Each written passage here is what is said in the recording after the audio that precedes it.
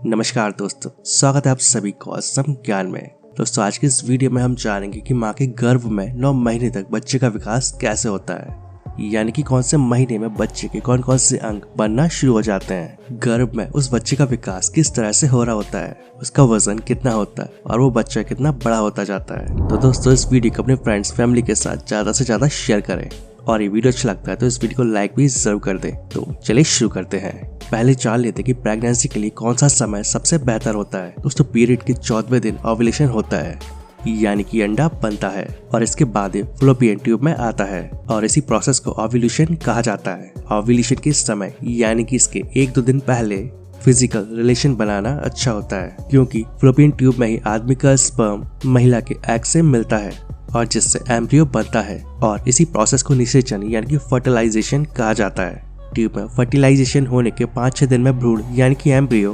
गर्भाशय में आकर गर्भाशय की सतह पर चिपक जाता है और जिसे प्रत्यारोपण यानी कि ट्रांसप्लांट कहते हैं।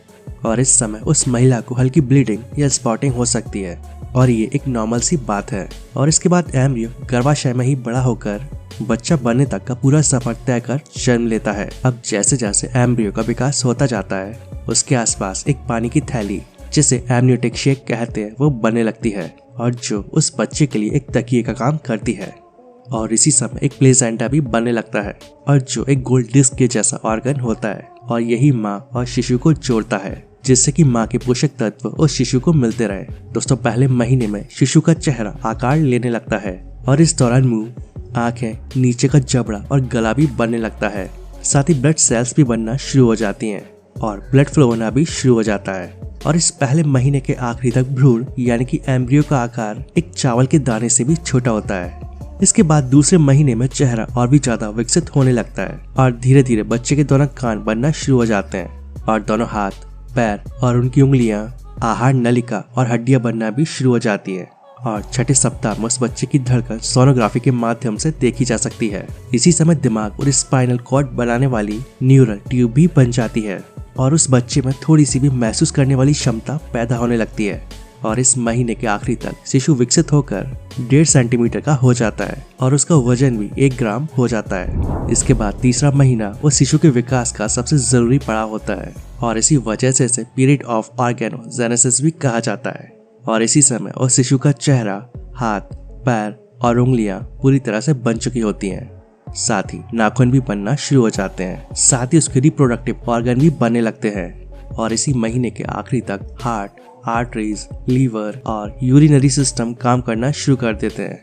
दोस्तों, देखा जाए तो ये शिशु के विकास का सबसे क्रिटिकल समय होता है और इसी वजह से इस समय एक प्रेग्नेंट महिला को अपना खास ध्यान रखने की जरूरत होती है। और अगर इस समय उससे कोई छोटी मोटी समस्या या फिर बीमारी होती है तो उस महिला को बिना डॉक्टर की सलाह लिए कोई दवाई नहीं लेना चाहिए। बच्चे के विकास की पहली स्टेज इन 3 महीनों में पूरी हो जाती है और इसीलिए इसके बाद अबॉर्शन होने की संभावना कम ही रहती है। और तीसरे महीने के आखिरी तक बच्चे की लंबाई 5.4 सेंटीमीटर हो जाती है और यही वो समय होता है जब एक महिला अपने बच्चे से इमोशनली जुड़ना शुरू हो जाती है। इसके बाद 4थे महीने में बच्चे की आंखें, भौहें, आंखों की पलकें, नाखून और प्राइवेट पार्ट भी बन जाते हैं और साथ ही हड्डियां भी मजबूत होने लगती हैं।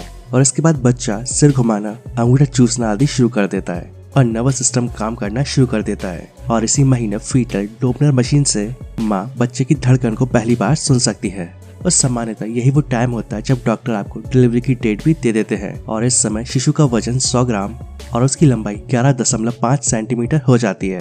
अब 5वें महीने में सिर के बाल बनना शुरू हो जाते हैं और कंधा, कमर और कान बालों से ढके होते हैं और ये बाल बेहद मुलायम और भूरे रंग के होते हैं और ये बाल जन्म के बाद पहले सप्ताह तक झड़ जाते हैं। इसके अलावा शिशु पर एक वैक्स जैसी कोटिंग भी होती है और जो जन्म के समय ही निकल जाती है। और इस समय तक शिशु की मांसपेशियां विकसित हो जाती है और इसलिए वो हलचल करना शुरू कर देता है, जिसे माँ महसूस कर सकती है। और 5वें महीने के आखिरी तक बच्चे का वजन 300 ग्राम और उसकी लंबाई 16.5 सेंटीमीटर हो जाती है। इसके बाद 6ठे महीने में शिशु का रंग लाल होता है और जिसमें से धमनियों यानी कि आर्टरीज को देखा जा सकता है। और इस समय शिशु के महसूस करने की क्षमता बढ़ जाती है और वो साउंड और म्यूजिक को महसूस कर उस पर प्रतिक्रिया देने लगता है। और महीने के आखिरी तक उसका वजन 600 ग्राम और उसकी लंबाई 30 सेंटीमीटर हो जाती है। इसके बाद 7वें महीने में शिशु में फैट बढ़ने लगता है और साथ ही उसकी आवाज सुनने की क्षमता और भी अधिक बढ़ जाती है और वो लाइट के प्रति रिएक्शन देता है और जल्दी जल्दी अपना स्थान बदलता रहता है। और इस समय तक वो शिशु इतना विकसित हो चुका होता है कि अगर किसी वजह से प्रीमैच्योर डिलीवरी हो भी जाए तो भी वो जिंदा रह सकता है। इसके बाद 8वें महीने में शिशु की हलचल और भी ज्यादा बढ़ जाती है और जिसे माँ काफी अच्छे से महसूस कर पाती है।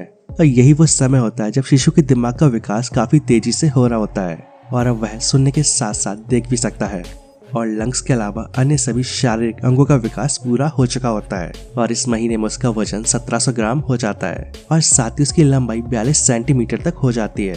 और यही वो समय होता है जब महिला का एक नई जिंदगी को दुनिया में लाने के लिए उत्साह चरम पर होता है और वो उसे जन्म देने का इंतजार करने लगती है। 9वें महीने में बच्चे के फेफड़े भी पूरी तरह से बन चुके होते हैं, शरीर में हलचल भी काफी बढ़ जाती है, आंखें बंद करना, पल के झपकाना, सिर घुमाना और पकड़ने की क्षमता भी विकसित हो जाती है। और इस महीने के आखिरी तक गर्भाशय में जगह कम होने की वजह से शिशु की हलचल कम होने लगती है और इस समय बच्चे का वजन 2600 ग्राम और उसकी लंबाई 47.6 सेंटीमीटर तक हो जाती है। और अब वो समय आ चुका होता है जब ये शिशु दुनिया में आने के लिए तैयार हो जाता है और वो धीरे धीरे नीचे आने लगता है। नॉर्मली जन्म के समय शिशु का सिर पहले बाहर आता है। दोस्तों, महिला के गर्भधारण से लेकर शिशु के इस दुनिया में आने का सफर काफी अनूठा और कई तरह के एक्सपीरियंस वाला होता है। डॉक्टर के द्वारा जो डेट दी जाती है उसके आने पर महिला नॉर्मल डिलीवरी के लिए वो अपने शरीर पर जोर डालने लगती है। हालांकि ऐसा बिल्कुल भी नहीं करना चाहिए क्योंकि अगर महिला स्वस्थ है तो नॉर्मल डिलीवरी की पॉसिबिलिटीज काफी ज्यादा रहती है। तो दोस्तों, ये जानकारी आपको कैसी लगी मुझे कमेंट करके जरूर बताएं और इस वीडियो को ज्यादा से ज्यादा शेयर करना ना भूलें। तो आज के लिए बस इतना ही, मिलते हैं नेक्स्ट वीडियो में। जय हिंद, जय भारत, वंदे मातरम।